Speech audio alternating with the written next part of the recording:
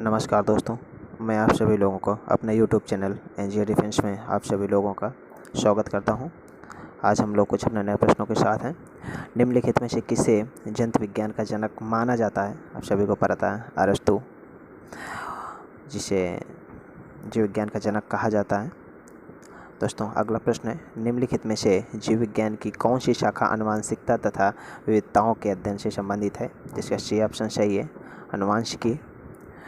उसके बाद दोस्तों हम बढ़ते हैं अगले प्रश्न की ओर। निम्नलिखित में से किसी जीव विज्ञान का जनक कहा जाता है या माना जाता है? दोनों का एक ही आंसर होगा, अरस्तु को ही कहा जाता है दोस्तों। उसके बाद अब हम बात करते हैं अपने नए प्रश्न की। निम्नलिखित में से किसे औषधि विज्ञान का जनक माना जाता है? जिसका बी ऑप्शन सही है, हिप्पोक्रेटस। आइए दोस्तों एक नए प्रश्न के साथ। ऐतिहासिक लेखों का संरक्षण विज्ञान किस शाखा के अंतर्गत आता है? जिसका सी ऑप्शन सही है, म्यूजियोलॉजी। अगला प्रश्न आप लोगों के लिए, कासिल के अध्ययन को क्या कहते हैं? जिसका डी ऑप्शन सही है, जीवाश्म विज्ञान कहा जाता है। जीवाश्म के अध्ययन को जीवाश्म विज्ञान कहा जाता है दोस्तों।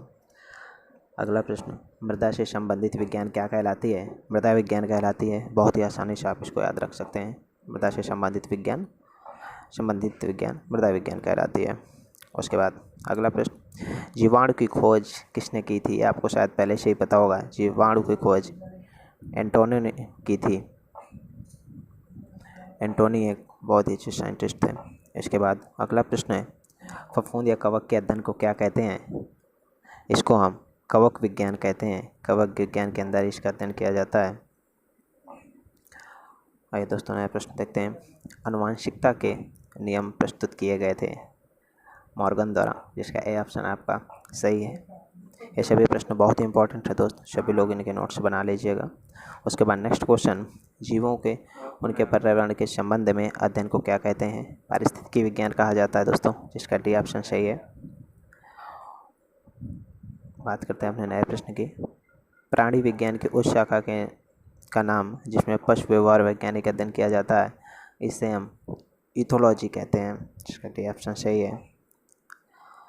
अगले प्रश्न में, औषधियों और उसके कार्य का अध्ययन क्या कहलाता है? दोस्तों औषधि विज्ञान कहलाता है, जिसके अंतर्गत औषधियों का और उसके कार्यों का अध्ययन किया जाता है, उसे हम औषधि विज्ञान कहते हैं।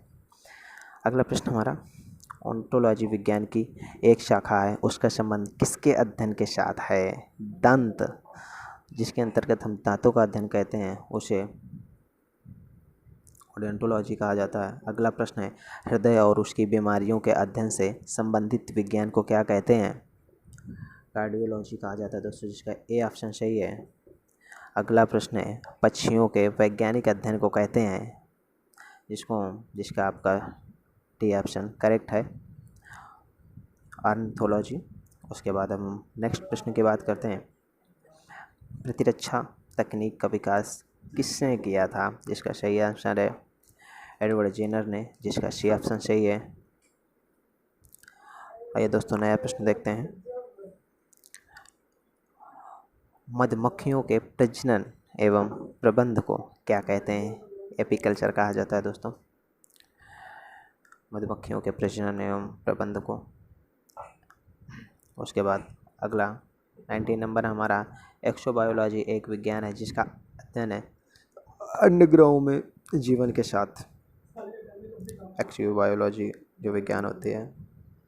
अगला प्रश्न है, माइकोलॉजी किसका अध्ययन है? चींटियों का अध्ययन किया जाता है। माइकोलॉजी के अंतर्गत चींटियों का अध्ययन होता है दोस्तों। आइए हम बात करते हैं नए प्रश्न की। कीट विज्ञान अध्ययन है। कीटों का अध्ययन किया जाता है कीट विज्ञान के अंतर्गत। बाकी मैं आपको बता चुका हूँ, पक्षियों, जीवाश्मों, फफूंद, कवक, इन सब का किसके अंतर्गत अध्ययन करते हैं पिछले प्रश्नों में। अगला नंबर है, नवजात शिशु की 3 माह की आयु के अध्ययन को क्या कहते हैं? नियोनेटोलॉजी कहा जाता है दोस्तों। जिसका डी ऑप्शन सही है। अगला प्रश्न, प्राणियों और पादप का उनके परिवेश से संबंध के अध्ययन को क्या कहा जाता है? पारिस्थितिकी विज्ञान कहा जाता है। आप लोगों को पिछले भी बताया था मैंने। उसके बाद नेक्स्ट प्रश्न है, रेनियोलॉजी किसका अध्ययन है? मकड़ियों का अध्ययन किया जाता है। रेनियोलॉजी के अंतर्गत नेक्स्ट प्रश्न क्वेश्चन नंबर 25, वृक्ष संवर्धन किसका अध्ययन है? वृक्षों एवं वनस्पतियों की खेती का अध्ययन किया जाता है वृक्ष संवर्धन के अंतर्गत। अगला नंबर है, इसका सही ऑप्शन है आपका डी नंबर, डी ब्रिज सिद्धांत। उत्परिवर्तन का सिद्धांत प्रतिपादित किया था डी ब्रिज ने। नेक्स्ट ऑप्शन है 27 नंबर, ऑन्कोलॉजी किनका अध्ययन है? कैंसर का अध्ययन किया जाता है ऑन्कोलॉजी के अंतर्गत। नेक्स्ट प्रश्न है, रक्त में एंटीबॉडी एवं एंटीजन के अध्ययन को क्या कहते हैं? सीरोलॉजी कहा जाता है दोस्तों, जिसका सही ऑप्शन सही है। आइए दोस्तों नेक्स्ट प्रश्न देखते हैं, तितलियों का अध्ययन कहलाता है लेपिडेटेरियोलॉजी, जिसका सही ऑप्शन सही है। तितलियों का अध्ययन जो होता है लेपिडेटेरियोलॉजी कहलाता है। अगला प्रश्न है, मछलियों से संबंधित अध्ययन कहलाता है इक्तियोलॉजी कहलाता है दोस्तों, जिसका भी ऑप्शन सही है। मैं आशा करता हूँ आप सभी लोगों को तीसरा प्रश्न बहुत अच्छे से समझ में आ गए होंगे।